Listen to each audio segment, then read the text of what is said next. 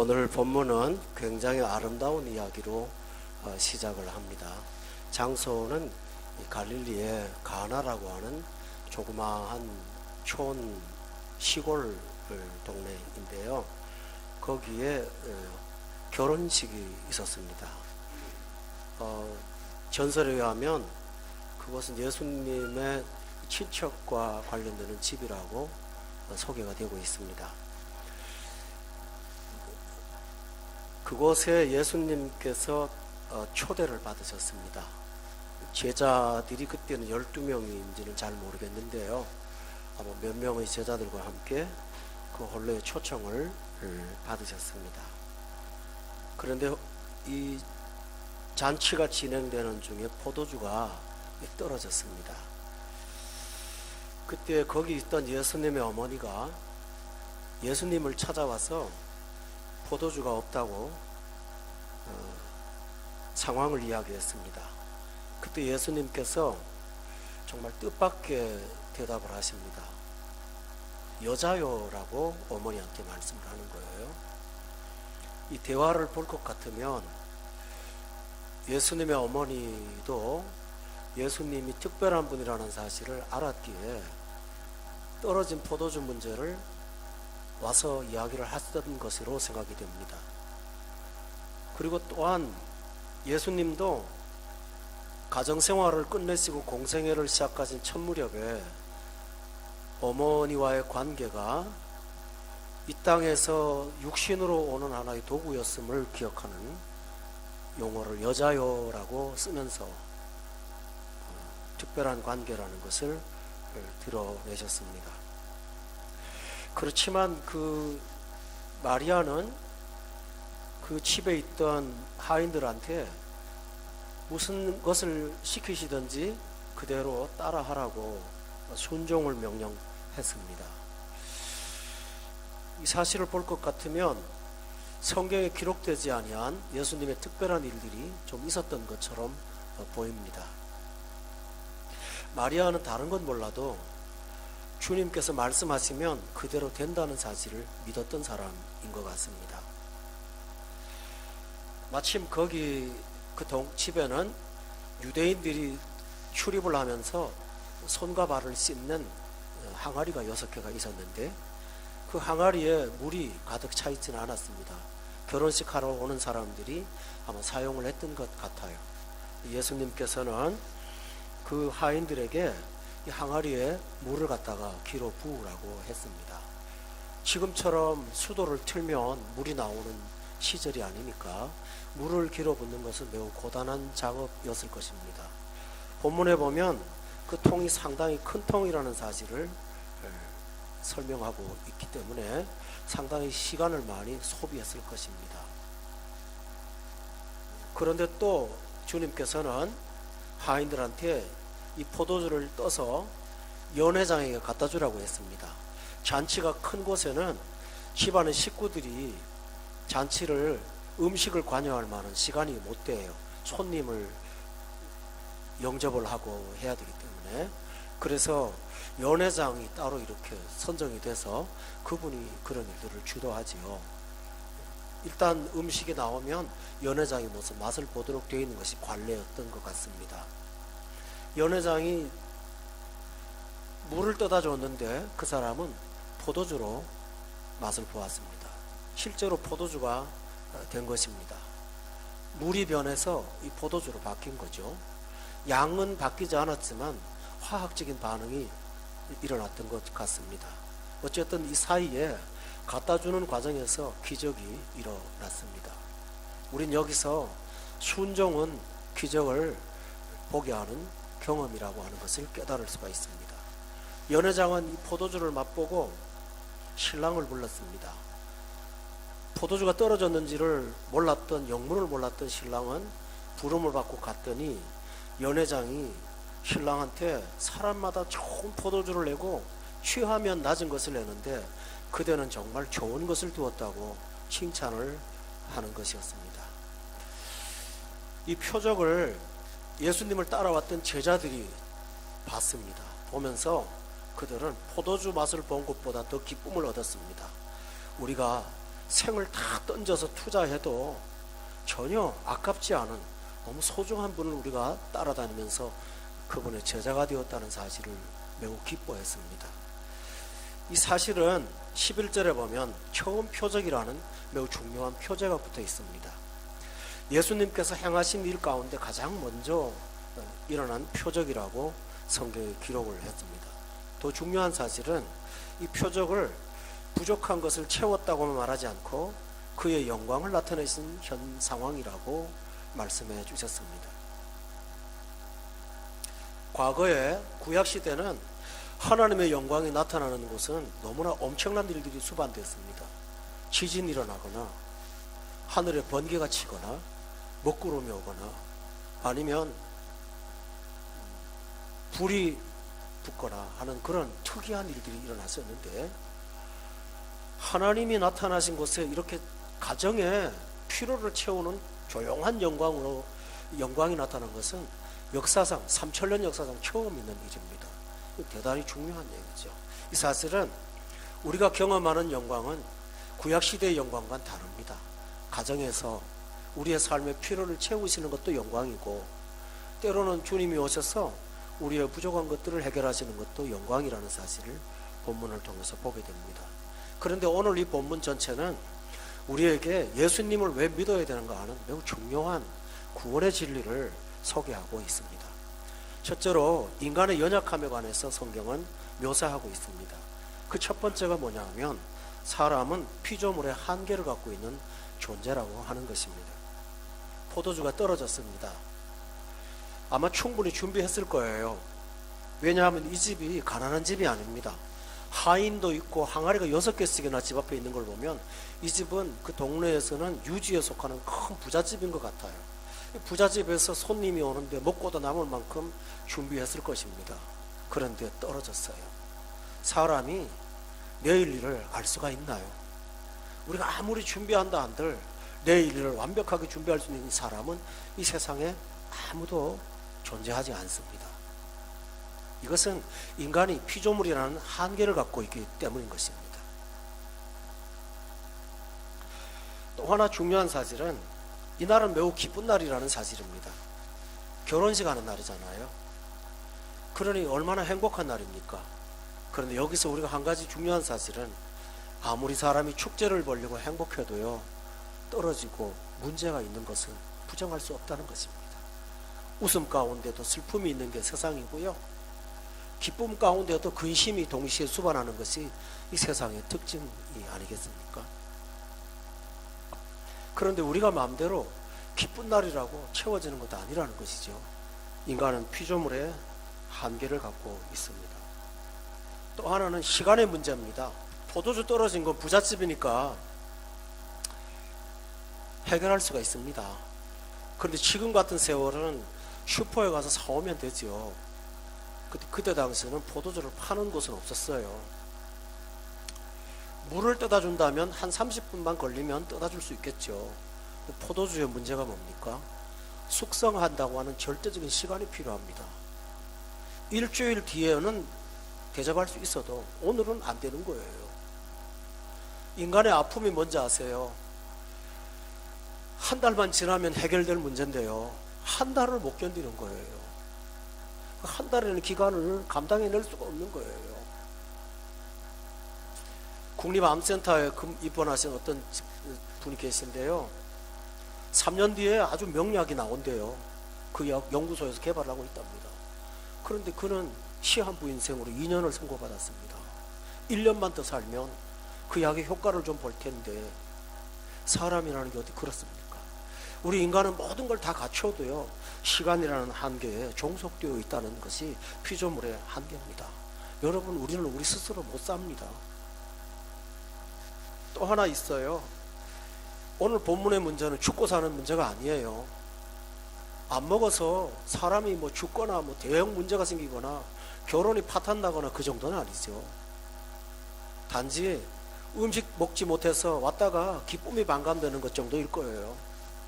그런데 인생이라는 게 그렇지 않습니까? 큰 문제 때문에 고통당하는 사람은 그렇게 많지가 않아요. 대부분 그렇게 크지 않은 문제가 평생을 우리를 괴롭힙니다. 삶이 아픈 것은 너무 큰 문제들이 아니더라고요. 가정에 큰 문제가 생기면 가족들이 아무리 서로가 불화했어도 하나가 됩니다. 그런데요, 작은 문제 갖고 늘 몸살을 앓는 게 인간의 문제입니다. 저기서 말씀드렸죠. 사람은 큰 문제만 해결 못하는 게 아니라 조그마한 문제 하나도 사람이 해결할 게 아무것도 없어요. 인생을 살아가면서 나이가 들어가면서 느끼는 게 뭔지 아세요? 사람이 할 수 있는 게 아무것도 없다라는 거예요. 정말 아무것도 없다는 거예요. 만약에 우리에게 구원자가 없다면 우리는 소망을 잃고 하루하루를 겨우겨우 견뎌내며 살 수밖에 없는 사람일 거예요. 그러므로 우리는 우리 외부에서 우리를 돕는 구원자가 반드시 필요하다는 사실을 오늘 본문이 가르쳐 주고 있습니다. 두 번째 말씀드리죠. 오늘 본문에 보면 사람이 많이 등장해요. 마리아도 있고요. 그 다음에 예수님 제자도 있고요. 하인도 있고요. 연회장도 있고요. 기록되지 않았지만 손님도 많겠죠. 그런데요, 이 사람들 특징이 있어요. 없다고 보고하는 사람이 있을 수 있어요. 심부름하니까 갖다 주라고 하면 갖다 줄 수 있는 사람은 있어요. 갖다 준 거 앞에 놓고 맛보라고 하니까 맛볼 사람은 있어요. 와, 저런 기적이 일어나는구나 하고 구경하면서 탐복할 사람은 있어요.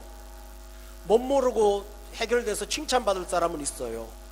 그러나 이 사람들 가운데 없는 게 하나 있어요. 만들어낼 사람은 아무도 없다는 거예요. 한 사람도 없어요. 우리는 이 사실을 보면서 사람이 아무리 지혜롭고 똑똑하고 대단한 사람일지라도요, 사람의 힘으로 모여서 안 되는 게 있다는 거죠.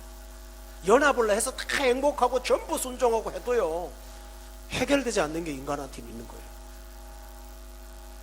다시 말하면 이 많은 사람들 가운데요, 상황을 해결할 수 있는 구원자는 존재하지 않는다는 것이죠. 사도행전에 말씀하시기를 천하 인간에 구원받을 만한 다른 이름을 준 적이 없다고 했으니 사람한테는 구원자가 없어요. 기독교가 타종교를 멸시하는 게 아니에요. 거기는 구원이 없어요. 구원자가 없기 때문에 구원이 없는 거예요. 그러므로 우리는 우리 스스로도 구원할 수 없고 타인도 나를 구원할 수 없다는 사실을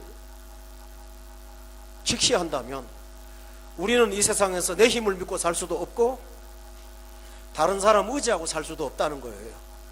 우리는 구원자가 필요한 사람들이에요. 세 번째로는요, 이게 심각한 문제입니다. 사람은 없으면 없는 대로 절망하고 앉아있질 않아요. 그러면 차라리 구원이 빨라요. 사람이 예수를 믿을 때 구원이 가장 쉽게 진행되는 방법이 하나 있어요. 그것은 자기한테 절망하는 거예요. 이 세상에 절망하는 거예요. 자기 자신에게 도저히 희망이 없고요, 세상에 도저히 희망이 없고요, 미래도 과거도 희망이 없다는, 그래서 절망하는 사람, 그 절망이 있을 때 예수님을 제대로 만날 수 있어요. 조그만 끈이라도 하나 있으면 주님 앞에 한 발짝도 더 가까이 가지 않는 게 인간입니다. 정말 신실하게 주님을 믿은 사람은 성품이 좋은 사람들이 아니에요. 성품 좋은 사람들이 오히려 예수를 더 못 믿더라고요. 성품 좋은 사람이 아니고요, 능력 있는 사람도 아니에요. 이 세상에서 깊이 절망한 사람, 이 사람만이 십자가가 구원인 걸 깨닫습니다. 어쩌면 여러분이 세상을 살면서 그 아픔을 겪었다면 그것이 여러분에게 구원의 선물이 되었다고 저는 믿어요. 왜 이렇게 말씀드린지 아세요? 연회장이 불러서 이런 말을 해요. 신랑한테 사람마다 좋은 포도주를 먼저 내고 취하면 낮은 것을 낸다. 여기 중요한 진리가 들어있어요. 사람마다예요. 어떤 사람만 그게 아니라 모든 사람에다 그런다고요. 나름대로 떨어지고 부족한 것을요, 속임수로 대체하려고 하는 게 인간의 구원 방식이라고요. 그리고 언제요? 사람이 몽롱하게 취하면 그때서야 낮은 것을 내서 부족을 그런 방식으로 해결한다는 거예요. 이것이 세상 사람들의 일상적인 방법입니다. 성경은 이런 사람을 일컬어서 모든 사람이 죄를 범하여 하나님의 영광에 이르지 못한 존재라고 말하고 있습니다. 의의 한계를 가진 존재가 의로운 사람이 될 수 있는 방법은 이 세상에서는 방법이 없습니다. 왜냐하면 물 가지고 씻으면 피부에 묻은 오염은 사라질지 몰라도 마음에 있는 죄책감이 사라질 수 있을까요? 나이 들어가면서 저도 경험하지만 이 세상에서 가장 우리가 힘든 게 뭔지 아세요? 지나온 세월 동안 떳떳하게 살지 못했던 그 죄책감이 우리의 마음을 늘 엄습하고 있다는 거예요. 작든 크든요. 양심적인 사람은 양심적이기 때문에 조그마한 죄도 견디기 어렵고요. 큰 문제는 큰 문제들은 늘 마음에 걸림돌이 돼서 생활하다 어려움을 당하면 덜커덩 가슴이 내려앉아요. 내가 벌 받는 거 아닌가 이런 생각을 하게 되죠. 여기서 자유로울 사람이 아무도 없어요. 해결해 줄 사람이 없어요. 그렇다면 우리는 피조물의 한계만 해결하는 것이 아니라 이 죄의 문제를 해결하는 완벽하게 깨끗하게 하시는 그런 전능하신 구원자가 우리에게 절대적으로 필요한 거예요. 그분이 없으면 살 수가 없어요. 우리. 또 하나 말씀을 드리죠. 네 번째인데요, 거기 오늘 본문에 보면 유대인의 정결 예식을 따라서 씻는 돌 항아리가 집 앞에 있었다고 했잖아요. 이게 뭔지 아세요?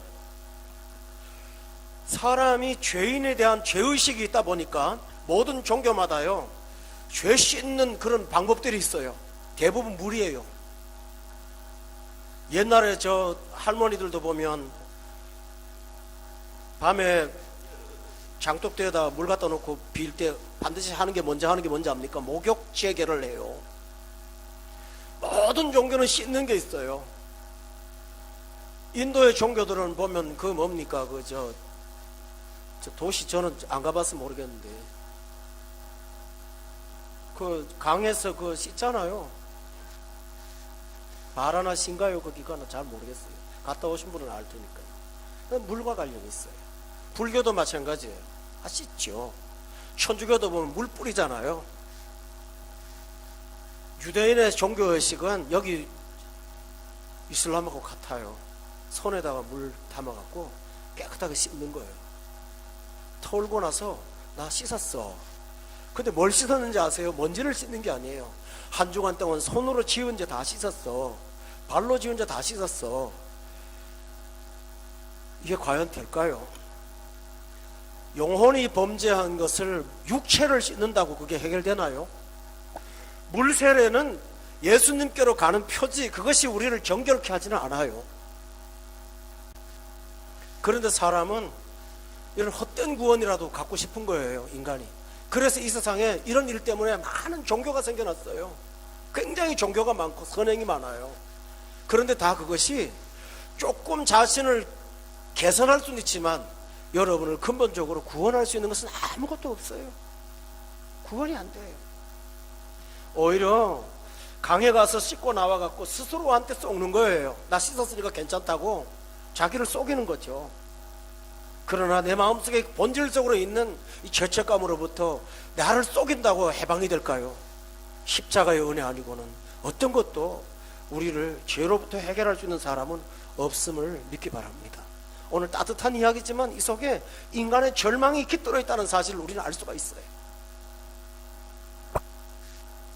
거기에 구원이 있었어요. 그 구원의 첫째는 뭐냐 하면 예수님을 초대했다는 거예요. 정말 귀한 거죠.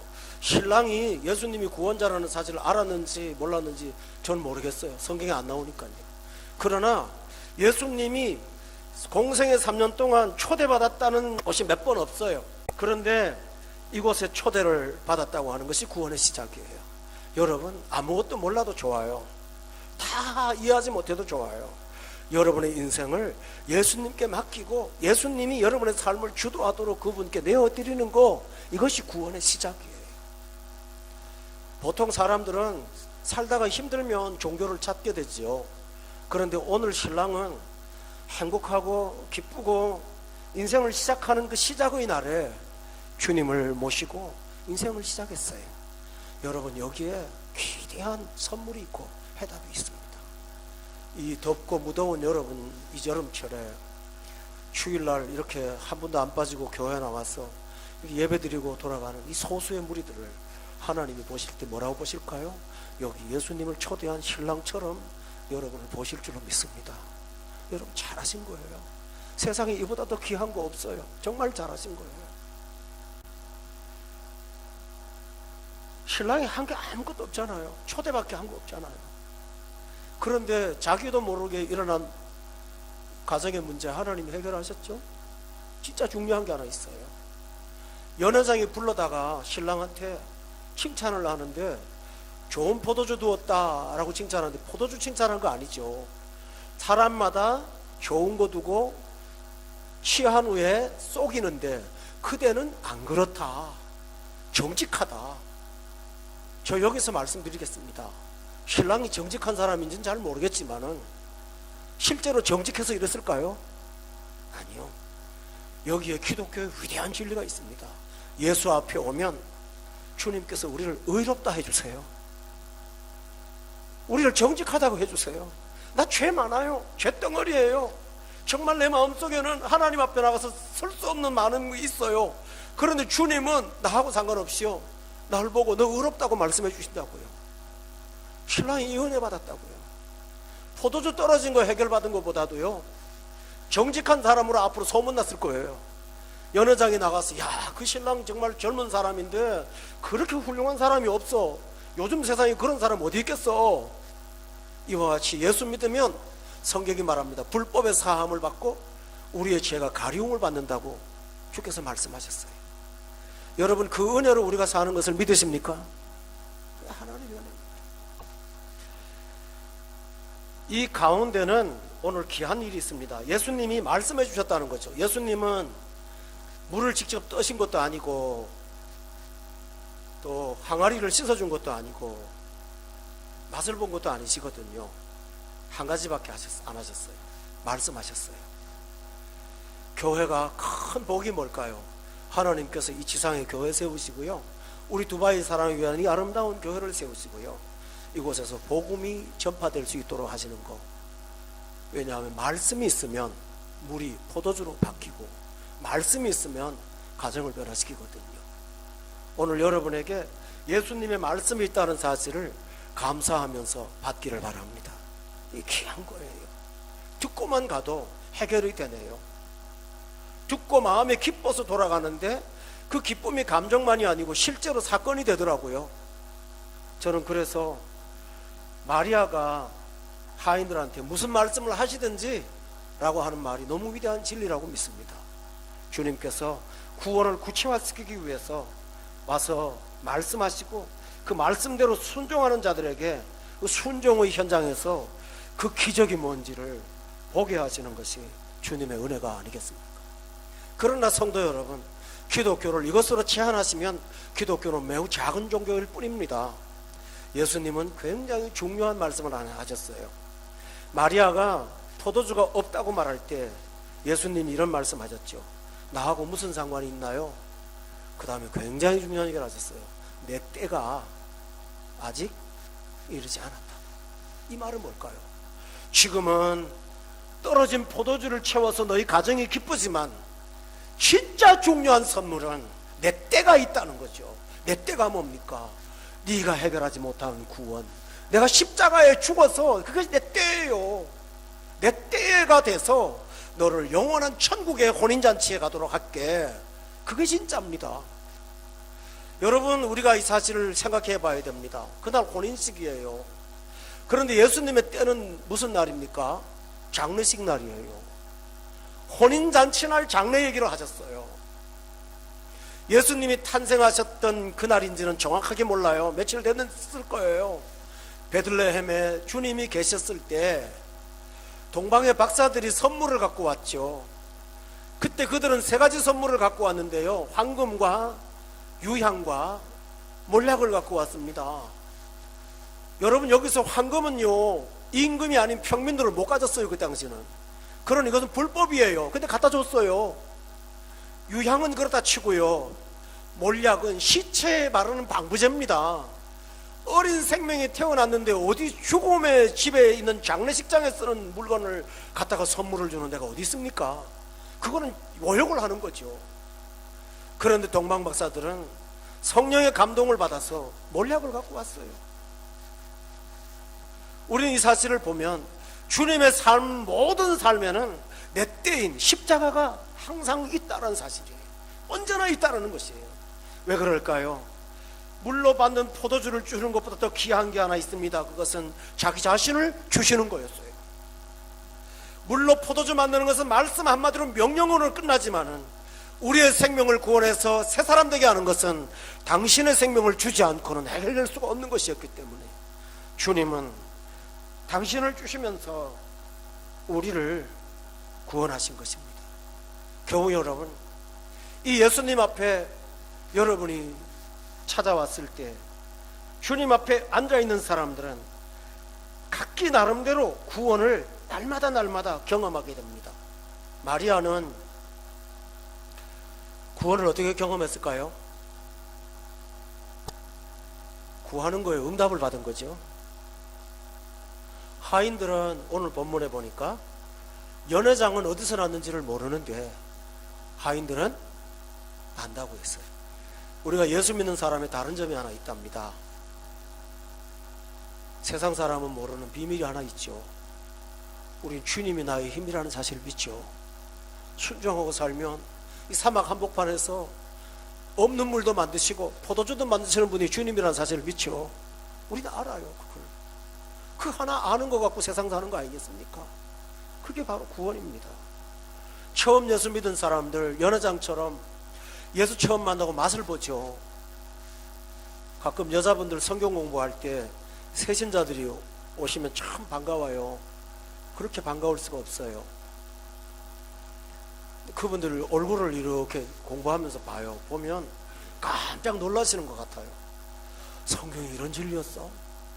그분들은 그날 와서 맛을 본 거잖아요. 세상에 이렇게 좋은 게 있었어? 맛만 봐도 주님은 좋아요. 자기 인생을 목을 걸고 생을 다 걸어서 올인을 했던 제자들은 포도주 안 먹어도 좋아요. 내가 모시는 이분이 이런 분이었구나 생각하니까 목숨을 내놓고 따라다녀도 하나도 아깝지 않은 거죠. 이렇게 오늘 본문에는 예수님의 말씀대로 모든 사람이 배를 체험받았어요. 이렇게 말씀하셨죠. 누구든지 내게 오는 자는 목마르지도 않고 결코 줄이지도 않는다라고 하셨습니다. 교우 여러분, 아까도 말씀을 드렸지만 가장 중요한 게 뭘까요? 이것은 우리 삶의 필요, 니드를 채우는 것 아니에요. 오늘 본문에 보면 11절에 그것이 영광을 나타내는 수단이라고 그랬어요. 과거에는 영광이 나타나려면 구름이 움직이고 산울에 번개, 천둥번개가 일어나는 엄청난 하나님의 임재가 나타났었어요. 그것도 징조가. 그러나 오늘 우리의 삶에는 하나님이 기도할 때 응답해 주셔서 그 영광을 내게 나타내 주시죠.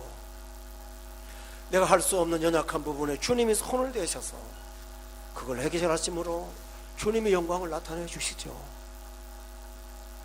사랑하는 교우 여러분, 여러분의 일상에도 날마다 하나님의 영광이 날마다 나타날 줄로 믿습니다. 하나만 아십시오. 다른 거 필요 없습니다. 딱 하나입니다. 주님을 여러분의 인생에 초대하는 것입니다. 그분과 함께 손을 잡고 기쁜 날, 괴로운 날, 평범한 날 함께 걷는 것입니다. 그러면 주님이 내가 모르는 삶의 문제를 앞서가서 해결하셔서 영광을 늘 경험하게 하실 줄로 믿어 의심하지 않습니다. 성도 여러분, 이 교회 와서 여러분이 이 말씀 듣고 날마다 하나님 영광 체험하면서 살아가시는 여러분 모두가 되시기를 예수님의 이름으로 축원합니다. 기도하겠습니다.